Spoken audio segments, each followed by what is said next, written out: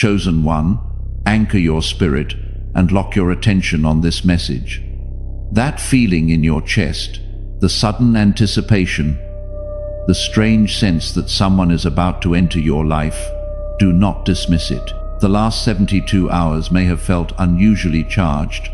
Maybe you have been thinking about love, partnership, or the kind of connection you stopped believing was possible. Perhaps you noticed repeated reminders of a certain type of person, heard a name unexpectedly, or felt restless without knowing why. Or maybe you woke up around 3 a.m. with your heart racing, sensing that something in your emotional world is shifting. If you have been waking at 3 a.m. more than once this week, type 333 in the comments. That is not restlessness, that is your spirit already moving toward what is coming. And listen carefully.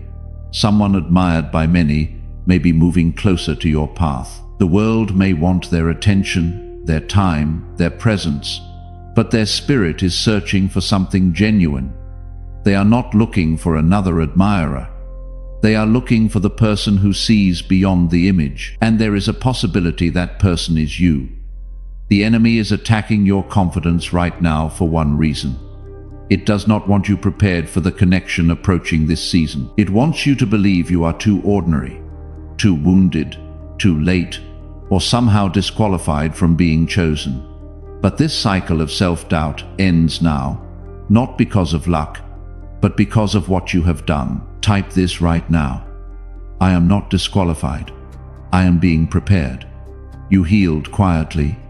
Think back to that moment this week when you refused to send the message, return to the old situation, or beg someone to recognize your value.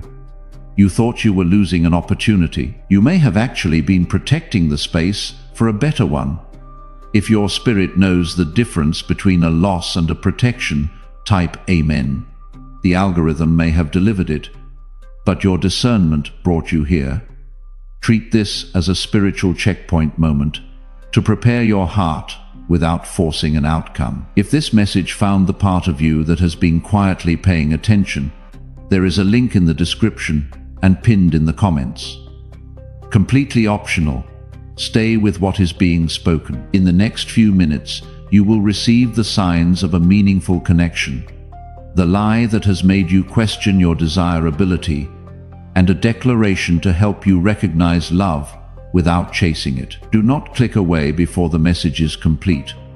Your future self needs you to stop reopening doors simply because the next door has not opened yet. The enemy has been whispering, someone like that could never want someone like you. But that is not a verdict.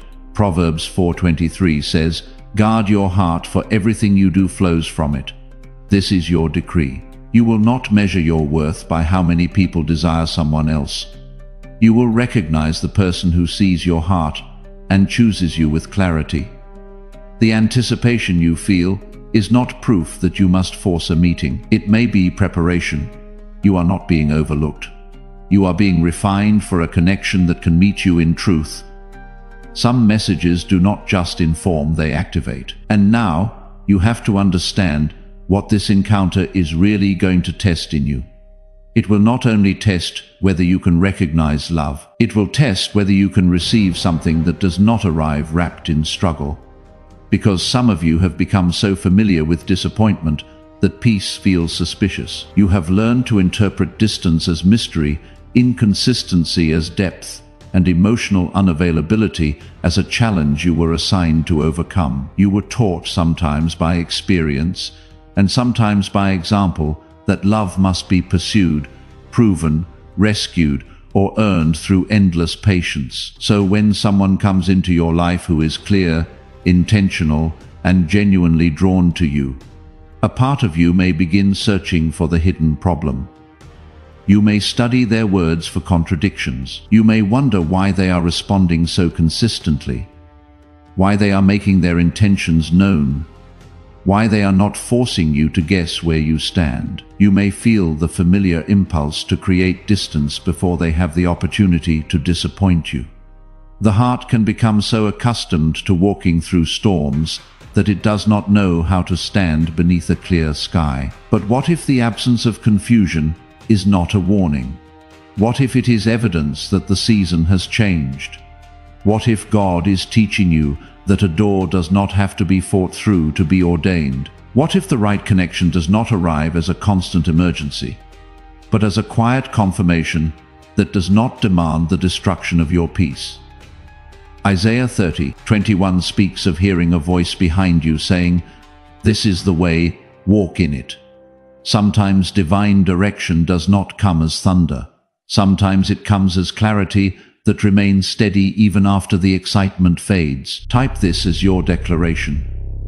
I will follow the voice that brings peace, not the noise that demands urgency. You have prayed for someone who could see beyond your appearance, beyond your history, beyond the version of yourself you had to perform for the world. You have asked for someone who would recognize the tenderness beneath your strength and the strength beneath your silence.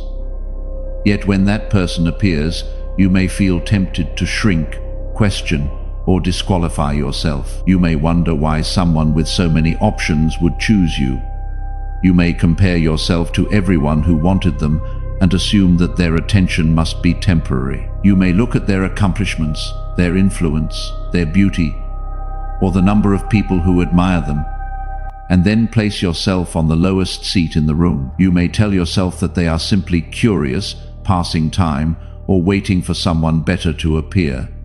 But comparison is a thief that does not merely steal joy. It steals your ability to see yourself as God sees you. This is where the deeper healing begins.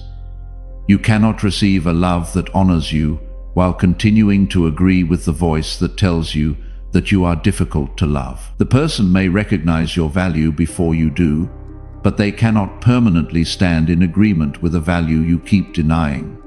Their kindness may open the door, but you must decide whether you will walk through it. Their consistency may reassure you, but you must decide whether you will continue building a courtroom inside your mind where every loving gesture is put on trial. You cannot ask someone to prove your worth every morning while refusing to believe it by evening. At some point, healing requires you to stop arguing with the truth that you are already worthy of love, honor, and tenderness. Think of Gideon hiding in the winepress, seeing himself as the least in his family, while heaven addressed him as a mighty warrior. His environment had trained him to see limitation, but the divine perspective had already identified capacity. The problem was not that Gideon lacked purpose. The problem was that his self-perception had been shaped by survival. He was hiding because the world around him had become dangerous. His fear was not imaginary. His people were being oppressed, and his resources appeared insufficient. Yet God did not address the identity created by oppression. God addressed the identity created by calling. The Lord is with you, mighty warrior. Heaven was not confused by Gideon's hiding place, and you may be facing that same inner conflict now. Receive this right now. Type. Heaven sees the warrior, not the hiding place. That includes me. One part of you desires to be chosen, while another part believes that being chosen will eventually expose you, abandon you, or demand more than you can give. You want the relationship, but you are still carrying the posture of someone expecting to be left. You may enter beautiful moments with one foot already turned toward the exit. You may receive affection while preparing your defense. This is why your healing cannot only be about attracting the right person.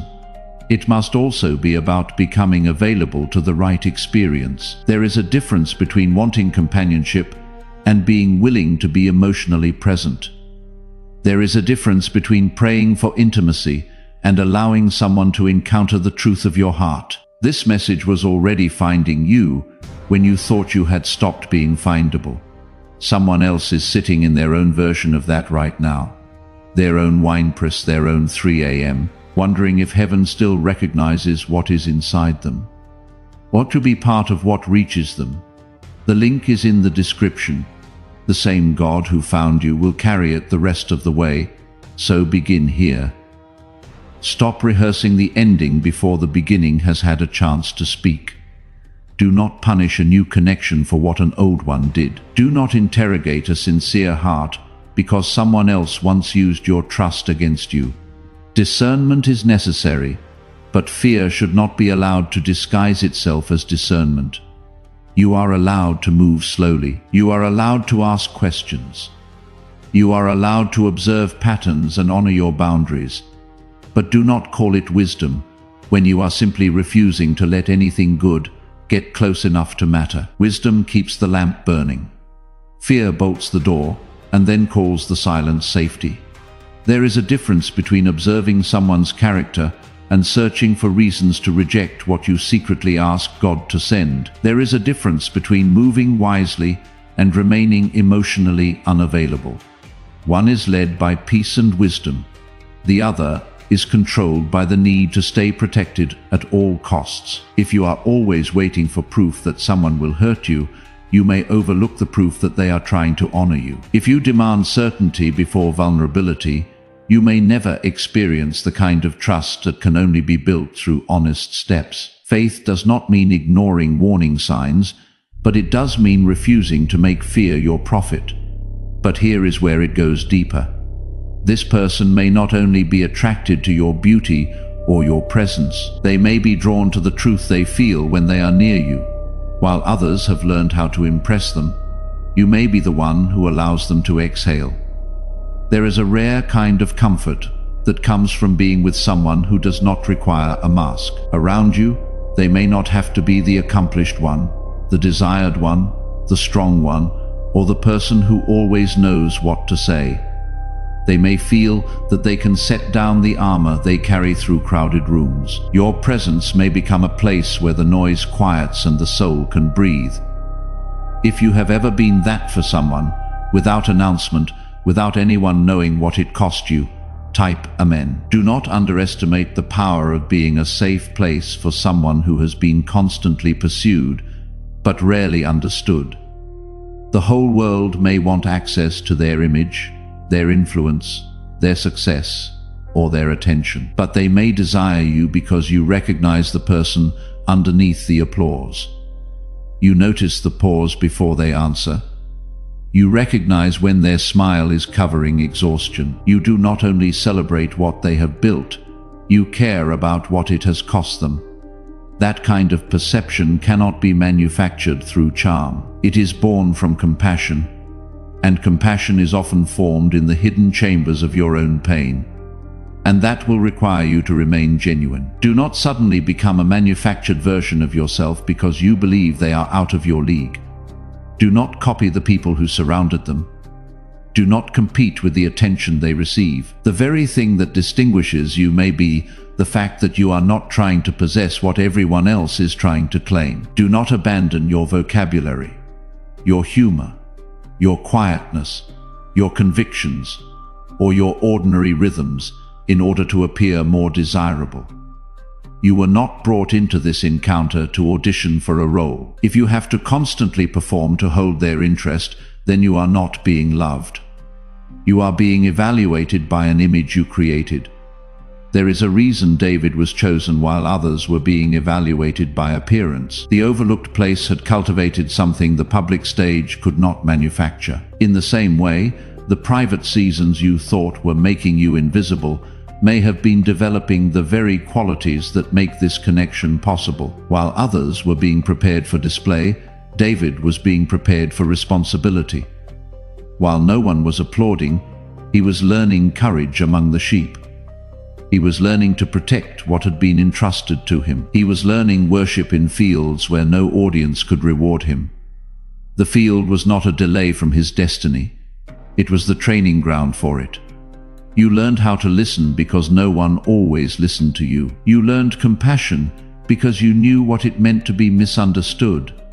You learned patience because your own process refused to move according to your preferred timeline. These things may not have made you the loudest person in the room, but they made you capable of recognizing what is real.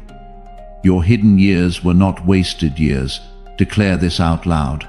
What looked like delay was preparation. What felt like being overlooked was being formed.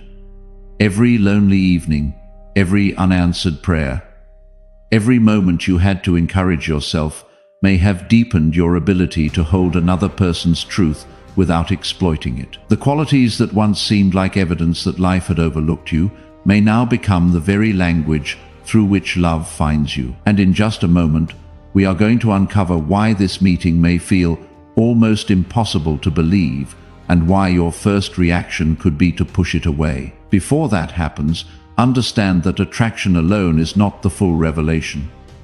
The deeper question is whether both of you are prepared to carry what this connection awakens, because when someone truly sees you, they do not only validate your beauty, they confront your hiding places. This person may cause you to notice how often you minimize your needs. They may ask what you want and wait for an honest answer.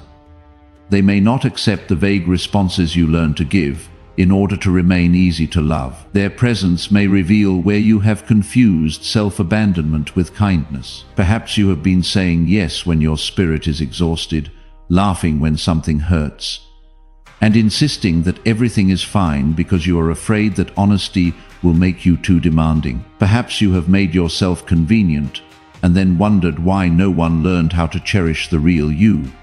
But love cannot deeply know a person who is constantly editing their truth. That is not punishment. It is preparation. It has a clear inside it. It calls you back to yourself. It creates room for truth, accountability, and mutual honor.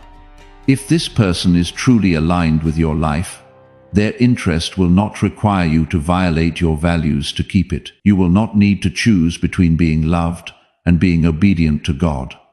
You will not need to betray your convictions, silence your boundaries, or compromise your dignity in exchange for access. What is sent by God may stretch you, but it will not require you to become someone God never asked you to be. This is why you must watch the fruit, not only the feeling. A powerful beginning can still be misleading if it produces anxiety, secrecy, and instability. But where there is divine alignment, clarity begins to grow. There may be challenges, but manipulation will not be the foundation. There may be vulnerability, but humiliation will not be the price. There may be patience, but indefinite confusion will not be presented as destiny. Jesus said that a tree is known by its fruit. Look at what grows around this connection. Do you become more truthful, or more deceptive, more peaceful, or more frantic, more courageous, or more dependent on approval? Do you feel invited to become whole, or pressured to remain wounded because your wounds make you easier to control?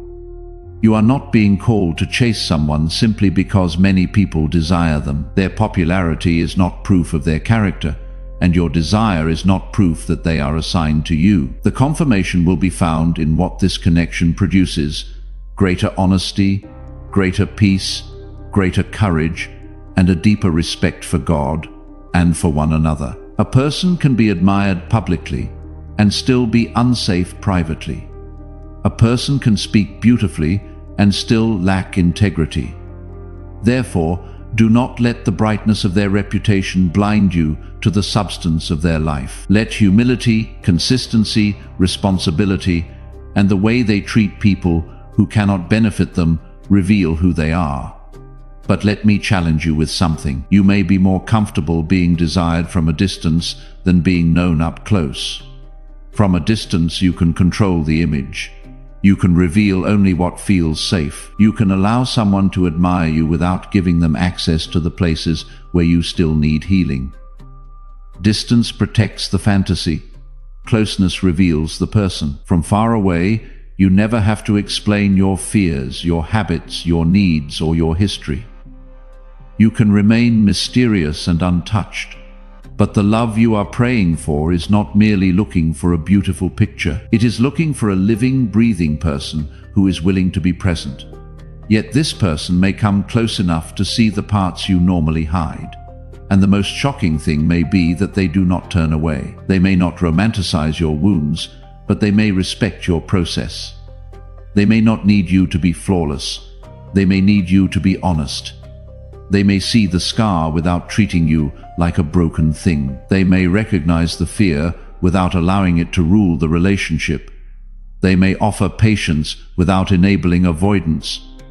That kind of love does not say, you never need to change. It says, you do not have to lie while you grow. That kind of love is not permission to stop growing.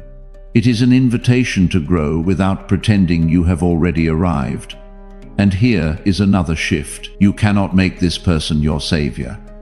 They may be a gift, a companion, or a significant part of your next season.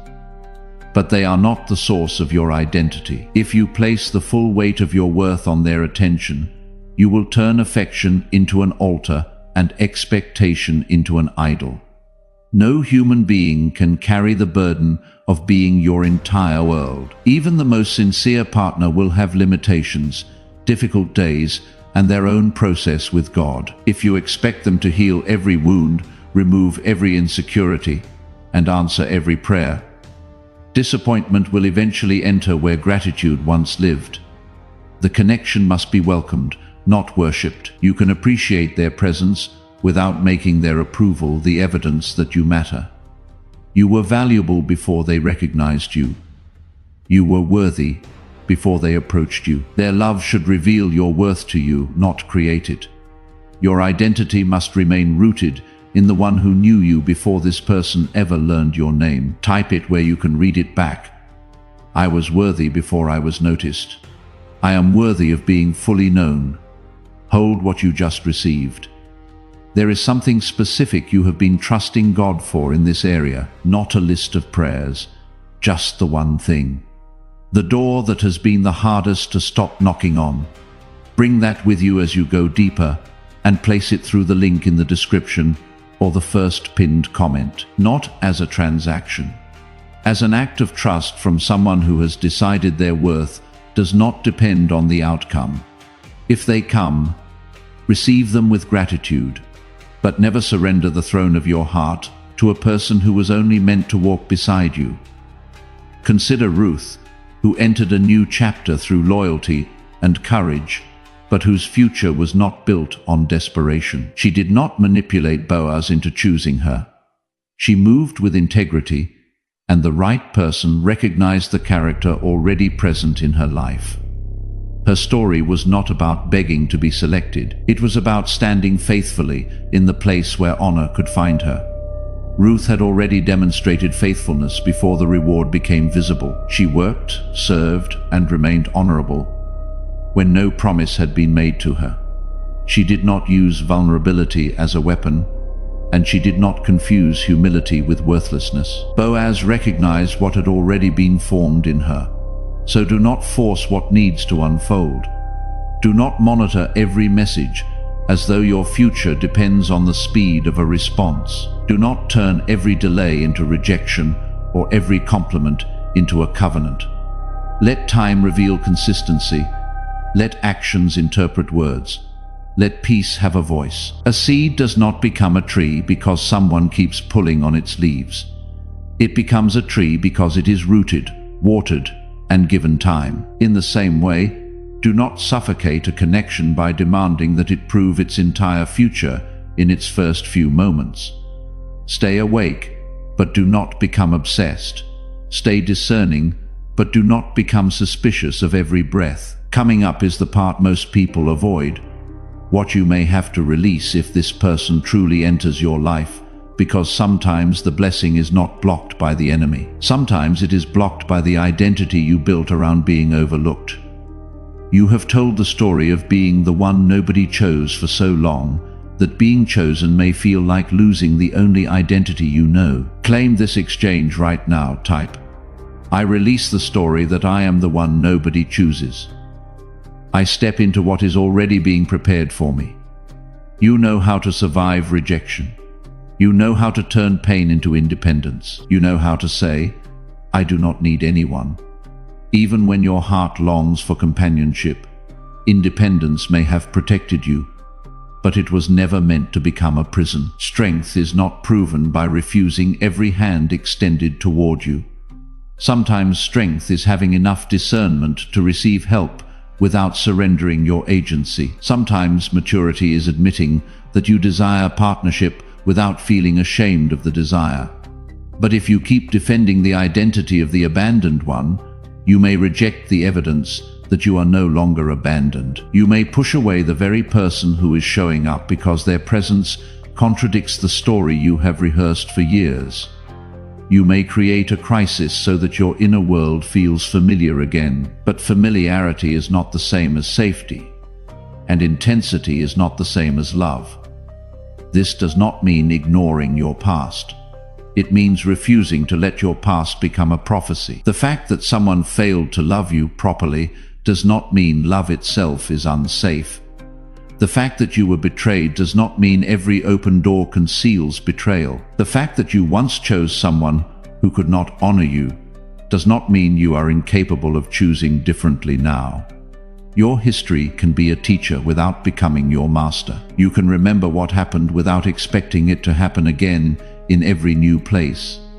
You can honor the wisdom your pain produced without continuing to live inside the pain itself. There is wisdom in remembering, but there is bondage in continually reliving.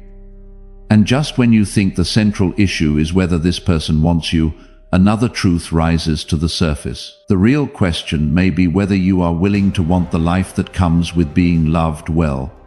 Because being chosen by someone admired by many may bring visibility. It may attract opinions, comparisons, jealousy, and projections. People may question what they see in you. Some may try to make you feel like an intruder in a story they believed belonged to them. Others may celebrate you only if you remain insecure enough to entertain their doubt. They are built through prayer, self-knowledge, obedience, and the quiet decision to believe what God has spoken. Even when people misunderstand you, a tree with deep roots does not need to argue with every wind. It bends, but it does not surrender its place. You cannot build a sacred relationship while asking the crowd for permission to believe in it. You cannot let strangers define the value of what they have not been invited to understand. Nehemiah rebuilt the wall while voices from the outside tried to pull him into unnecessary arguments. He understood that not every invitation deserves a response. There will be moments when you must protect the connection without hiding it, and protect your peace without becoming secretive. You will need wisdom to know what belongs in public and what must remain covered while it is still becoming strong. Not everything holy needs immediate announcement. Some things must be guarded while trust is being established. Mary carried a promise before the world understood it. Jesus often withdrew from crowds before returning with renewed strength. Privacy is not always secrecy. Sometimes it is stewardship. But here is the part you probably did not expect. The person everyone wants may not be the only one being pursued. You may also be pursued by an old version of yourself, the version that believes love must be earned through performance, tolerated through pain, or secured through constant availability. That version of you may try to enter the new relationship and turn it into a test. It may demand constant reassurance. It may create conflict just to confirm that conflict is coming. It may withdraw whenever intimacy becomes real, then complain that no one understands you. It may whisper that if they do not respond immediately, they are losing interest. It may tell you to give more than you have, to abandon your schedule, to ignore your boundaries, or to become whatever keeps their attention. It may confuse being needed with being loved. This is the hidden root. Not that you are unworthy of love, but that you have been trained to distrust love when it arrives without a battle. And until that changes, even the right person can be treated like the wrong one. So when this connection begins to reveal itself, practice receiving without rushing. Speak clearly instead of hinting. Ask questions instead of assuming. Tell the truth before resentment grows. Allow them to show you who they are, and allow yourself to be seen without turning every imperfection into a reason to flee. You can say, "That hurt me," without threatening to leave. You can say, "I need time," without punishing the other person. You can say, "I desire more clarity," without apologizing for having a heart. Communication is not weakness. It is the bridge between two inner worlds. You do not need to become perfect to be loved, but you do need to become honest enough that love is not forced to compete with your defenses. The divine contradiction is that the person who is wanted by everyone may choose you not because you are the most impressive person available, but because you are the one who does not need to possess them to feel complete. They may find freedom in your presence because you do not confuse love with control. They may see strength in the way you remain yourself. You do not have to prove that you are more desirable than everyone who came before you. You do not have to become a trophy, a rescuer, or a source of constant validation. Your power may be found in the peace with which you stand in your own identity. That is what makes the choice meaningful. Not that you defeated everyone else, not that you became more attractive, louder, or more strategic, but that you became aligned enough to recognize mutual love when it appeared. And if this person is truly meant to walk with you, you will not have to destroy yourself to keep them. You will not have to compete with the world. You will not have to beg for clarity. What is genuine will meet you with effort, respect, and truth. The love meant for you will not require you to abandon your relationship with God, your dignity, your purpose, or your inner peace. It may call you into courage, but not captivity. It may ask for vulnerability, but not self-betrayal. It may expose areas that need healing, but it will not use those areas as weapons against you. I release the identity of the one who is always overlooked. I release the fear that peace is secretly rejection. I release the need to compete for what is meant to meet me willingly. I receive love with wisdom, patience, and discernment. I will not worship another person, and I will not minimize myself in their presence. I am worthy of being known, honored, and chosen without abandoning who I am. I trust God to reveal what is real, remove what is false, and prepare me for the relationship that can walk in truth with me. Every word of that declaration deserves to land somewhere beyond the air. If you are ready to mark this moment with something more than words, the link is in the description and the first pinned comment. What you release from a place of surrender does not leave your story. It moves ahead of you into what is already being prepared.